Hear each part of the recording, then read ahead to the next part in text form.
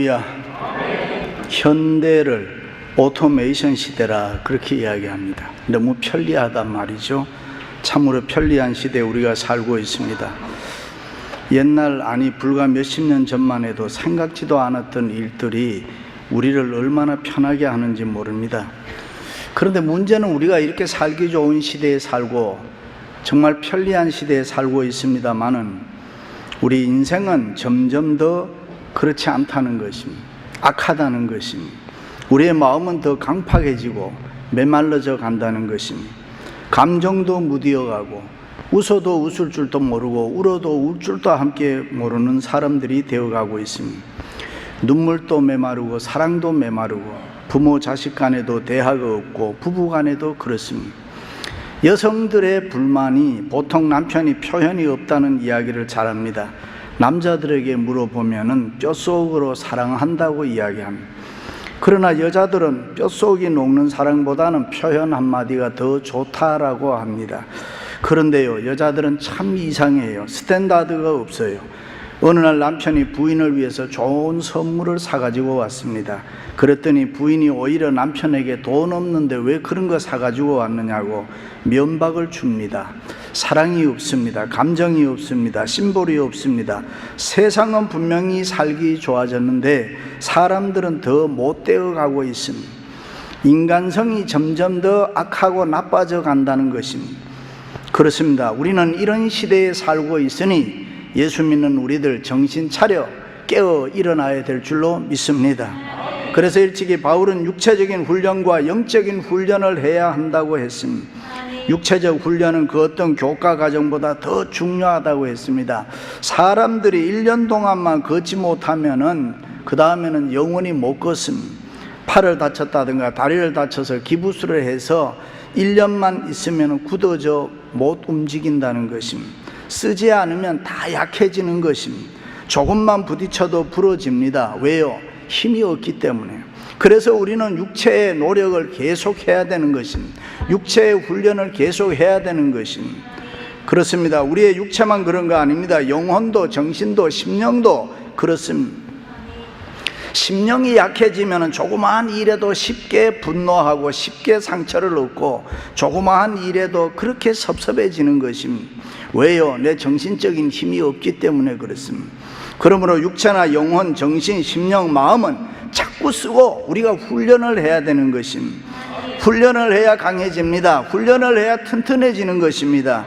훈련을 해야 힘이 넘치는 것입니다. 자꾸 훈련해서 강해지면은 시험이 들어와도 넘어지지 않습니다. 섭섭한 일을 당해도 섭섭해하지 않습니다. 믿습니까? 미국을 처음 발견한 콜럼버스는 하루에 성경을 20장씩 이상씩 꼭 읽었다고 해요. 그리고 매일 2시간 이상씩 열심히 기도했다고 합니다.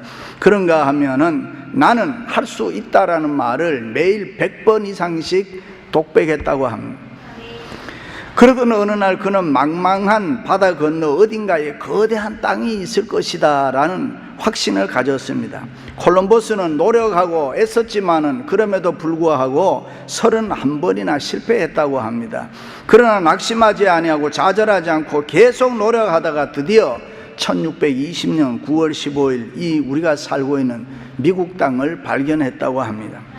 인간의 노력이라는 것은 대단히 위대한 것입니다. 콜럼버스가 그리스도인이었기 때문에 그것은 가능했던 것입니다.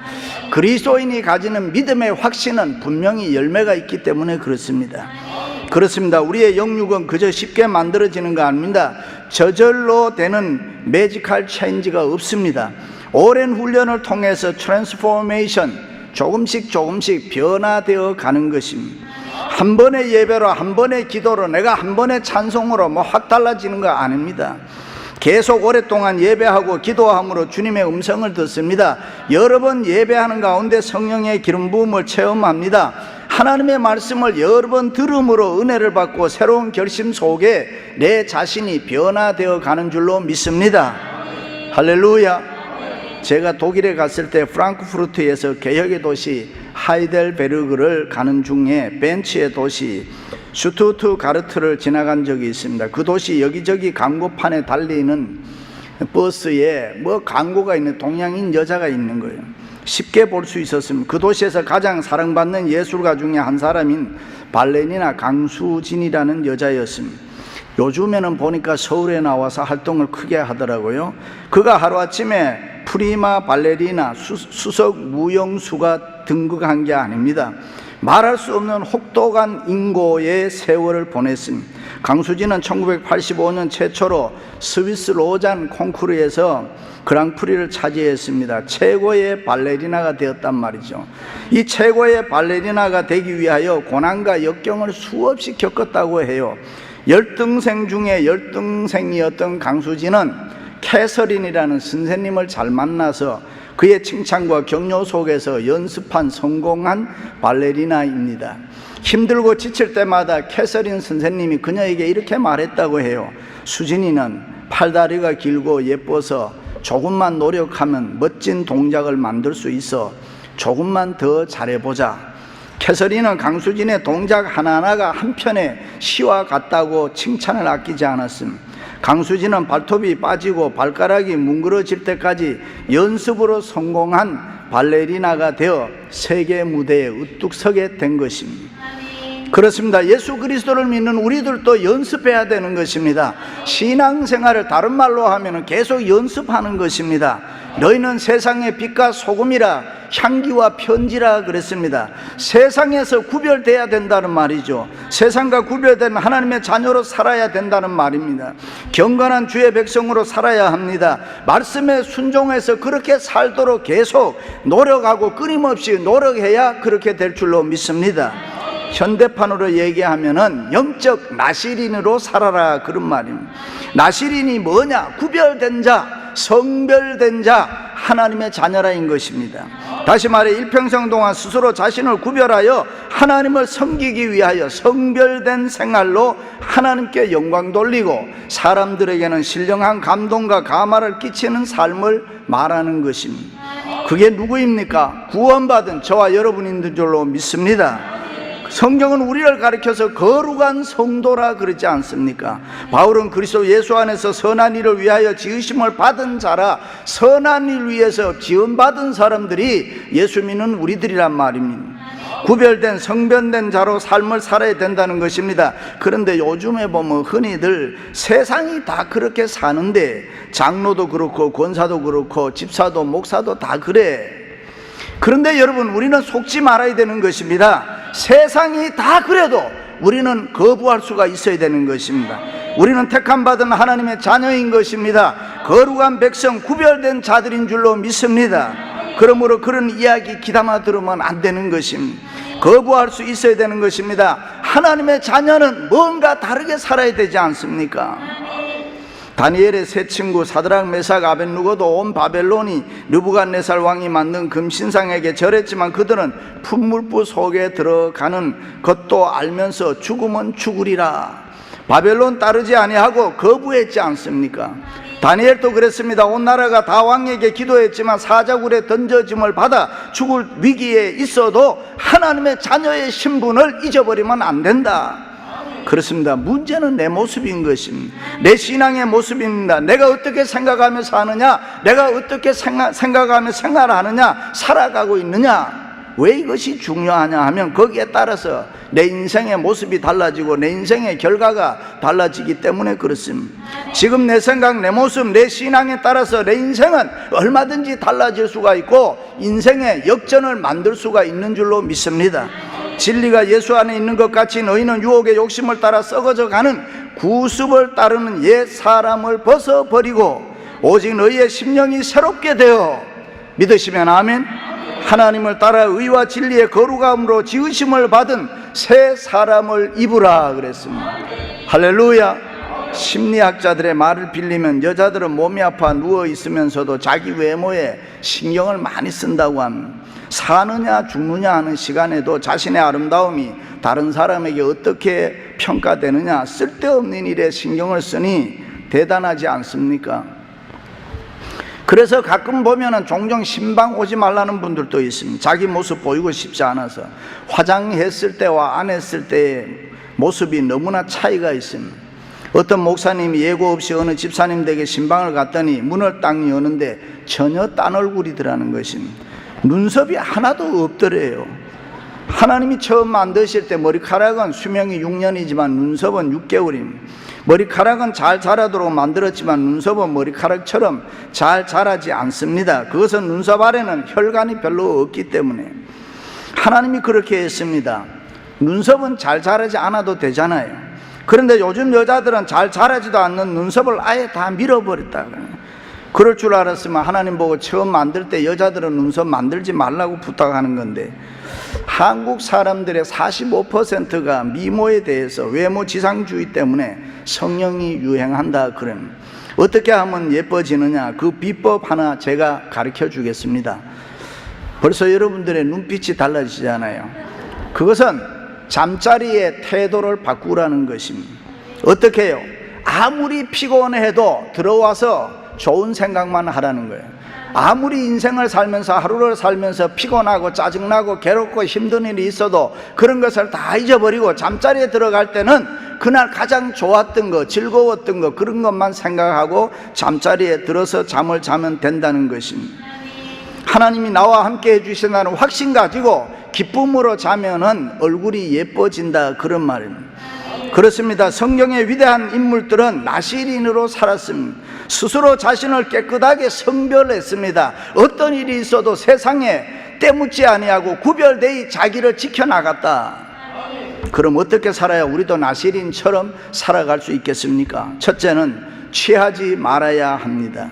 포도주와 독주를 멀리하며 포도주의 초나 독주의 초를 마시지 말며 포도즙도 마시지 말며, 한마디로 얘기하면 술 취하지 말라, 마약하지 말라, 아편하지 말라, 뭐 그런 말입니다. 왜냐하면 하나님을 영화롭게 하고 하나님을 섬기는 하나님의 자녀는 마음과 정신을 흐리게 하는 것을 먹으면 안 된다, 그러면 성경은 말씀합니다. 술 취하지 말라, 이는 방탕한 것이니. 술 얘기하면 예수 믿는 사람들 중에도 다 먹더라, 장로도 먹더라, 그래도 나는 안 먹는다 그래야 되는 것입니다. 그게 중요한 것입니다. 남자들 군대 생활하고 사회생활 하다 보면은 얼마나 많이 유혹받습니까? 그럼에도 불구하고 다 먹어도 나는 안 먹겠다, 그렇게 해야 된단 말이죠. 여러분, 거부하면은 하나님이 우리를 사랑해 주시는 줄로 믿습니다. 그렇습니다. 신앙생활이라는 것 정신 똑바로 차리고 해도 힘들고 어렵기 때문에 그렇습니다. 여러 가지 죄와 불의가 판을 치고 악의 세력이 득실거리는 이 세상에서 마음과 정신이 흐려지면은 하나님을 잘 못 섬긴다 말이죠. 하나님 기쁘시게 해드릴 수가 없다, 그런 말이죠. 사람이 술에 취하면 자기는 괜찮다고 하는데 말도 제대로 안 되잖아요. 걸음걸이도 제대로 안 되잖아요. 행동도 자기 마음대로 안 되잖아요. 그래서 술 깨고 난 뒤에 이런 이야기 저런 이야기하면 나는 아무것도 몰라, 그렇게 이야기하잖아요. 그게 술 취한 사람의 모습인 것입니다. 술 취해서 일어난 불미스러운 불행한 일, 안타까운 일들이 우리의 주변에는 얼마나 많은지 모릅니다. 어느 집사님이 술이 취해서 몸도 잘 가누지 못하고 집에 들어오는데 3살 먹은 아들이 아빠 아빠 하면서 팔짝팔짝 뛰니까 너무 이뻐서 덜렁 들어서 어깨에 무등을 태웠습니다. 그리고 아빠가 기분이 너무 좋아서 아들을 번쩍 들어 올려서 자기 무등에 태우고 빙글빙글 돌다가 그만 넘어져 버렸어요. 그때 어깨에 올려놓은 아들이 떨어져 즉사했습니다. 그런데도 아버지는 너무 술이 취해서 아무것도 모르고 그 옆에 쓰러져 쿨쿨 잠만 잤다. 뒤늦게 이것을 본 아내가 졸도했습니다. 오랜 시간 후에 깨어난 아버지는 자기가 취할 술 때문에 아들이 죽었다는 걸 깨닫고 죄책감에 시달리다가 정신병원에 들어갔지만 1년 후에 세상을 떠나고 말았습니다. 그렇습니다. 성도는 정신이 흐려지면 안 되는 것입니다. 어떤 일이 있어도 깨어 있어야 되는 것입니다.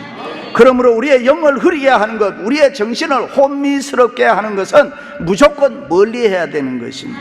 포도나무 소산의 씨나 껍질이라도 먹지 말지니, 무슨 말입니까? 취할 가능성이 있는 것은 무조건 멀리하라는 것입니다. 가까이 하지 말라는 것입니다. 그래서 바울 사도는 악은 모양이라도 버리라 그러지 않았습니다. 술만 그런 거 아니죠. 하나님을 섬기다 보면 반드시 죄는 아니지만은 믿음 생활에 방해되는 것이 얼마나 많은지 모릅니다. 우리가 이 세상에서 하나님의 백성으로 성도로 살아가기에 얼마나 힘들게 하는 게 많은지 모릅니다. 사람마다 다르지만은 TV일 수도 있고 밤마다 연속극이나 비디오를 봐야 되는 사람도 있고 신문이나 잡지나 골프나 낚시나 노름이나 장기나 바둑이나 등산이나 심지어 운동이라고 해도 도에 지나치면은 그것은 신앙의 방해를 받는 것입니다. 어떤 사람은 탐욕이나 교만이나 게으름이나 시기나 질투나 명예라 이런 게 있습니다. 그것을 우리가 예수 믿는 우리들이 잘 믿기 위해서, 하나님 잘 섬기기 위해서는 단호하게 끊어버려야 되는 것입니다. 그렇습니다. 영적 나시린으로 하나님을 바로 섬기는데 방해되는 모든 것들을 놓으시기를 바랍니다. 끊어버리시기를 바랍니다. 그리고 오직 성령 충만해서 하나님의 기쁘신 뜻을 쫓으며 성별된 삶을 살아가시기를 주님의 이름으로 축원합니다. 두 번째는 삭도를 대지 말아야 합니다. 그 서원하고 구별하는 모든 날 동안은 삭도를 도무지 그 머리에 대지 말 것이라. 일찍이 바울 사도가 이런 말을 했습니다. 각 남자는 머리는 그리스도요, 여자의 머리는 남자요, 그리스도의 머리는 하나님이시니라.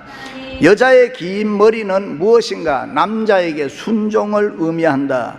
그러고 보니 요즘 여자들 머리가 다 짧아졌어요. 그래서 순종 잘하는지도 몰라요. 그렇습니다. 이 나시린의 긴 머리는 하나님께 대한 순종을 의미합니다. 삭도를 대지 말라는 것은 하나님의 권위를 인정하라, 하나님의 권위에 도전하지 말라는 것입니다. 다른 말로 이야기하면 하나님의 말씀에 순종하라, 그런 말입니다. 하나님의 말씀을 아멘으로 받고 그대로 순종하면 우리의 생활에 기적이 일어날 줄로 믿습니다. 하나님 말씀대로 순종하는 것, 그것을 우리는 믿음이라 그렇게 해요. 그렇습니다. 믿음은 불가능한 것을 가능하게 할 수 있기에 인생을 얼마든지 다르게 만들고 역전시킬 수 있습니다. 내 상식 위에 믿음을 더한다든가, 나의 주관적인 생각 위에 믿음을 더한다라든가, 아니면 나의 주관적인 경험에 믿음을 더하고 보태는 것이 아니라 전혀 있을 수 없는 불가능한 일을 예수님은 하실 수 있다라고 믿는 것, 그것이 믿음의 능력인 것입니다. 어떤 분은 그래요. 목사님, 나 같은 사람 못되고 나쁜 사람도 믿음의 능력이 가능할까요? 가능합니다. 충분히 가능합니다. 누구든지 가능합니다. 예수를 믿으시고, 예수님이 믿음의 근본인 것입니다. 그러므로 우리가 예수를 믿고 믿음으로 살면 누구든지 능력이 나타날 줄로 믿습니다. 할렐루야. 어떤 집사님이 결혼을 했는데 신체 조건 때문에 임신이 불가능했어요. 그런데 어느 날 목사님이 설교를 하시는데, 여러분, 하나님의 능력은 불가능한 것이 없습니다. 그 말씀대로 믿으면 무엇이든지 할 수 있습니다. 그때 그 집사님 네 분이 서로 약속이나 한 듯이 아멘 했습니다. 그리고 임신을 했습니다. 그런데 문제는 자궁이 기형이어서 태아가 옆으로 들어섰습니다. 의사가 수술하자고 했습니다. 믿음으로 받은 생명이기 때문에 우리는 믿음으로 낳겠습니다. 그것을 거절하고 그 아이를 잘 낳아서 길렀다는 이야기가 있습니다. 삼손이 하나님의 말씀에 순종해서 나시린으로 이스라엘의 사사가 되었을 때는 하나님의 능력을 받아서 블레셋이 두려워하는 하나님의 사람이 됐습니다. 그러나 여러분이 잘 아시는 대로 하나님의 말씀에 불순종해서 머리에 삭도를 대므로 하나님이 주신 큰 능력이 그를 떠나고 말았습니다. 그리고 그는 블레셋 사람에게 붙잡혀 두 눈이 뽑히고 짐승처럼 연자 맷돌 돌리는 조롱의 대상이 되지 않았습니다. 사무엘의 어머니 한나도 이렇게 기도합니다. 만군의 여호와여, 만일 주의 여종의 고통을 돌아보시고 나를 생각하시고 주의 여종을 잊지 아니하사 아들을 주시면 내가 그의 평생의 그를 여호와께 드리고 삭도를 그 머리에 대지 아니하리로다. 그리고 저절되자마자 즉시 하나님께 바쳤고, 사무엘은 하나님의 권위 밑에서 절대 순종하며 살 때에 위대한 제사장의 직분을 감당했습니다. 그렇습니다. 하나님의 말씀에는 절대 삭도를 대면 안 되는 것입니다. 하나님의 말씀이 이렇고 저렇고 말하면 안 되는 것입니다. 하나님의 말씀은 정확무어한 권위를 가지고 있는 것입니다. 그러므로 그 말씀에는 절대 순종만을 우리에게 요구하는 것입니다. 믿습니까? 자동차를 새로 사면 그 책에 매뉴얼이라는 안내서를 줍니다. 거기에 보면 자동차에 대한 자세한 내용이 있습니다. 차를 어떻게 작동하고 몇 마일 있다가 오일 체인지하고 타이어는 언제 바꾸고 무슨 일이 생기면 어떻게 하고 뭐 그런 게 다 있습니다. 그런데 그 매뉴얼을 만든 사람이 누굽니까? 차를 설계하고 만든 사람이잖아요. 그렇습니다. 우리를 만드신 하나님이 우리에게 주신 매뉴얼이 있습니다. 그게 바로 하나님의 말씀 성경 아닙니까? 그 말씀대로 살면 아무 탈이 없습니다. 행복하게 살 수 있습니다. 그 말씀대로 살면은 잘 살 수 있습니다. 그러므로 하나님의 말씀대로 우리는 살아야 될 줄로 믿습니다. 말씀을 가감하게 하면 안 된다 이 말입니다. 사도 요한도 얘기했습니다. 만일 누구든지 이 책의 예언의 말씀을 제하여 버리면 이 책에 기록된 생명나무와 및 거룩한 성에 참여함을 제하여 버리리라 그랬습니다. 하나님의 말씀에 절대 삭도되지 마시기를 바랍니다. 자기 임의대로 해석하지 마시기를 바랍니다. 내 뜻에 맞든지 안 맞든지, 내게 이해가 되든 안 되든 그저 아멘으로 하나님의 말씀이니까 순종하시기를 바랍니다. 성수주일 삭도되지 마시기를 바랍니다. 11조 삭도되지 마시기를 바랍니다. 교회 봉사 삭도되지 마시기를 바랍니다. 사랑하는 성도 여러분, 하나님의 말씀에 절대 삭도를 대지 마시고 순종함으로 하나님으로부터 영육간의 큰 은혜와 축복을 받아 누리시기를 주님의 이름으로 축원합니다. 마지막으로는 시체를 가까이 하지 말아야 합니다. 자기 몸을 구별하여 여호와께 드리는 날 동안은 시체를 가까이 하지 말 것이요. 그래요, 나실이는 하나님의 뜻대로 살겠다고 서원을 한 후에는 식구가 죽어도 그 시체를 가까이 해서는 안 됐습니다. 왜요? 죽음의 원인이 원래 죄로부터 왔다고 믿었기 때문에. 따라서 죽은 시체는 곧 죄의 결과다 생각했습니다. 그러므로 자신을 거룩하게 살기로 작정한 나실인 예수 그리스도를 믿는 사람은 자신의 성결성을 지키기 위하여 죽은 시체를 가까이 하지 말라, 다른 말로 이야기하면 세상과 구별되게 살아라, 그런 말. 그렇습니다. 예수 그리스도의 피값으로 구원받은 성도는 하나님의 자녀로 성별되었기 때문에 죄 많은 세상에 살고 있지만 죄악된 세상에 속한 자가 아니기 때문에 어떤 죄든지 멀리해야 되는 것입니다. 예수 믿는 척 티내며 살라는 말 아닙니다. 그러면 세상이 역겨워하는 것입니다. 형식적으로 폼만 잡고 살라는 말 아닙니다. 신실되이 죄를 거부하고 하나님의 뜻을 쫓으며 살아라, 그런 말입니다. 나 자신에게 부끄럽지 않은 그리스도인이 되라는 것입니다. 영적으로 아주 센시티브해서 죄는 모양이라도 버리라, 멀리하라, 그런 말씀입니다. 믿습니까? 여러분 중에 알러지 있는 분들이 있죠. 미국에 이민 와서 몇 년 살다 보면 알러지라는 게 생기는데 그 원인이 잔디라든가 바람이라든가 꽃가루라든가 음식이라든가 아니면 기후, 여러 가지가 있습니다.